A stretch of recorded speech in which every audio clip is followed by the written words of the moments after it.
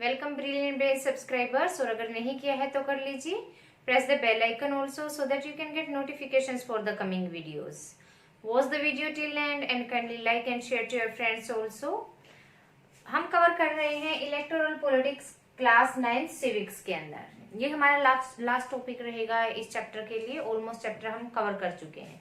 इस वीडियो में हम क्या कवर करने वाले हैं, इंडिपेंडेंट इलेक्शन कमीशन। हमने इलेक्शंस भी करवा दिए, सारा क्राइटेरिया देखा, सब कुछ देखा, आपने पोलिंग भी की, लेकिन बार बार एक नाम यूज हो रहा था इलेक्शन कमीशन। क्या होता है ये इलेक्शन कमीशन, किस तरीके से ये काम करता है और डेमोक्रेटिक इलेक्शंस हेल्ड करने में ये किस तरीके से हेल्प करता है, देखते हैं। पावर्स ऑफ इलेक्शन कमीशन, क्या मतलब चुनाव आयोग भी इसे बोलते हैं हिंदी में इलेक्शन कमीशन को। क्या पावर होती है इसके पास, क्या क्या काम करता है ये election commission. EC means election commission takes decision on every aspect of conduct and control of elections.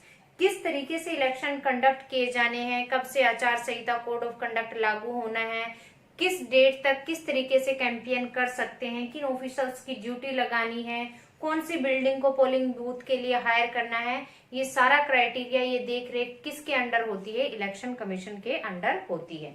It implements the code of conduct. Code of conduct हमने देखा कि जो पॉलिटिकल पार्टीज हैं वो किसी भी रिलीजियस बिल्डिंग को यूज नहीं कर सकती, कोई सिंबल यूज नहीं कर सकती, ऑफिसर्स को यूज नहीं कर सकती, और व्हीकल वगैरह जो भी चीजें हैं, आर्टिकल्स हैं, थिंग्स हैं, उन चीजों को वो यूज नहीं कर सकते हैं। ये कोड ऑफ कंडक्ट के अंदर कौन देता है, इसकी इम्प्लीमेंटेशन कब से लागू होगा, इलेक्शन कमीशन ही ये सब करता है। Election commission can order government to follow some guidelines. जिस टाइम पर कोड ऑफ कंडक्ट लागू हो जाता है, इलेक्शंस की डेट का डिक्लेरेशन हो जाता है जनरल इलेक्शंस के लिए, चाहे बाई इलेक्शन है कुछ भी है, तो अगर इलेक्शन कमीशन को लगता है कि उसी गवर्नमेंट की तरफ से कोई हेल्प चाहिए, इम्प्लॉइज को, गवर्नमेंट एम्प्लॉइज को किस तरीके से हायर करना है, तो वो गवर्नमेंट को भी उस टाइम पे ऑर्डर दे सकता है कि आपको ये स्टेप्स फॉलो करने होंगे। When an election duty, sorry यहाँ पे ऑन आएगा, when on election duty government officers work under the control of the election commission and not the government. जैसे मैंने बताया कि जो पोलिंग बूथ का आपको लास्ट वीडियो के अंदर मैंने डिस्क्रिप्शन दिया था, उसमें बताया था कि एक रूम के अंदर जहां पे ऑफिसर्स बैठते हैं जो आइडेंटिफिकेशन करते हैं, मार्किंग करते हैं और वोटिंग के लिए फिर आगे भेजते हैं, वो कौन ऑफिसर्स होते हैं, गवर्नमेंट ऑफिसर्स होते हैं। उस टाइम वो किन इंस्ट्रक्शंस को फॉलो कर रहे होते हैं, उस टाइम पे वो इलेक्शन कमीशन द्वारा दी गई इंस्ट्रक्शंस को फॉलो कर रहे होते हैं, ना कि गवर्नमेंट के द्वारा दी गई इंस्ट्रक्शंस को।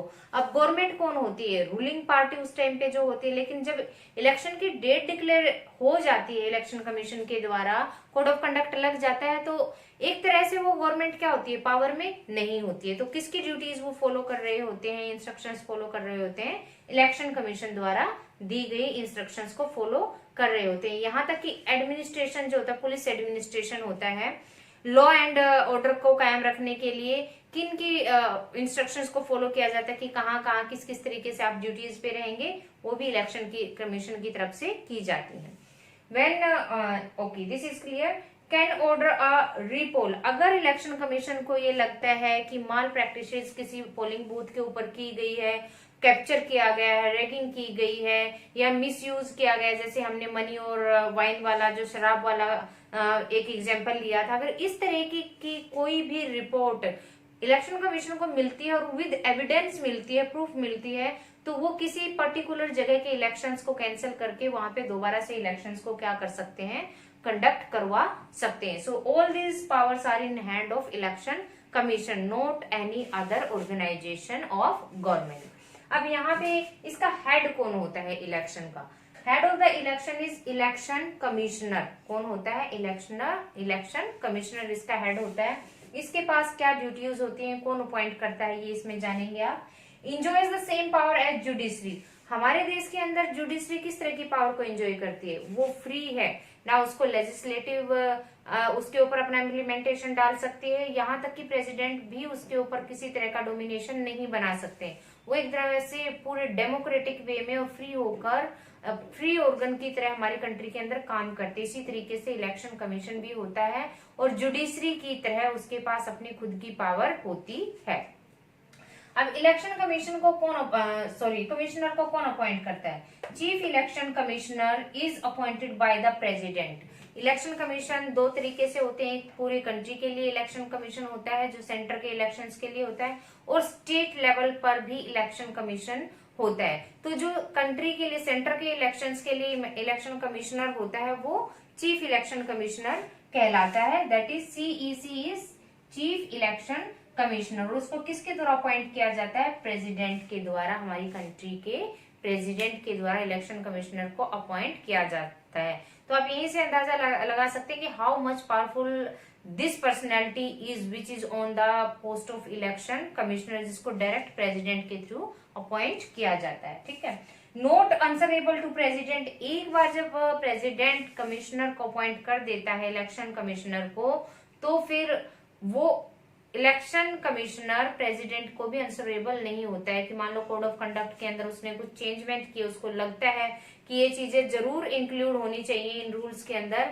और प्रेसिडेंट भी कल को उनसे पूछते हैं कि आप कौन होते हैं, ऐसे आपने कैसे क्या कर दिया, तो वो जरूरी नहीं है कि उनको इस चीज का आंसर दें। अगर उनको लगता है कि he should answer to this question, then he, अगर उनको लगता है कि नहीं it is confidential and I can't disclose to anyone this thing, तो वो ऐसा भी कर सकते हैं। मीन्स उनको कोई बाध्य नहीं कर सकता है किसी भी चीज को का आंसर देने के लिए या बताने के लिए। virtually impossible to remove the CEC। CEC means chief election commissioner. अगर प्रेसिडेंट के द्वारा एक बार अपॉइंट कर दिया गया है चीफ इलेक्शन कमिश्नर को, और कोई ये बोलता है कि ये आदमी जो शख्सियत आपने बिठाई है उसको ऐसे ही हटाना, कि जिस आसानी तरीके से प्रेसिडेंट ने अपॉइंट कर दिया, इतनी आसानी तरीके से प्रेसिडेंट कहे कि मैं आपको आपके पद से रिमूव करता हूं, ऐसा नहीं है। उसको तभी हटाया जा सकता है इम्पीचमेंट का प्रोसेस को फॉलो करते हुए, कि सभा जो होती है हमारी, पार्लियामेंट होती है लोकसभा, उसके दोनों सदनों में से एक में बिल पेश किया जाए, उस बिल को अप्रूवल मिले 2/3 मेंबर्स के थ्रू, दोनों ही हाउसेज से, और अप्रूवल होने के बाद फिर प्रेसिडेंट के साइन होने के बाद उसको हटाया जा सकता है। अदरवाइज वो अपना टाइम पीरियड पूरा होने के बाद ही अपने पद से जाएगा, रिटायरमेंट लेगा, ऐसे ही कोई उनको नहीं हटा सकता। So this is all about election commission and election commissioner. दोनों ही, मतलब इलेक्शन कमिश्नर और इलेक्शन कमीशन अपने आप में एक बहुत ही पावरफुल ऑर्गन है हमारी कंट्री के अंदर, और डेमोक्रेटिकली इलेक्शंस को हेल्ड करने में ये बहुत ही इंपॉर्टेंट रोल प्ले करता है। आई थिंक आपको सब कुछ क्लियर हो गया होगा कि वोटर्स लिस्ट प्रिपरेशन से लेकर उसका रेक्टिफिकेशन से लेकर पोलिंग बूथ डिसाइड करना, ईवीएम को हैंडलिंग करना, ऑफिसर्स की अपॉइंटमेंट करना, सब कुछ किसके द्वारा तय किया जाता है? इलेक्शन कमीशन के द्वारा। तो इम्पोर्टेंट क्वेश्चन यहाँ से most of the time 3 marks में भी आ जाता है, 5 में भी।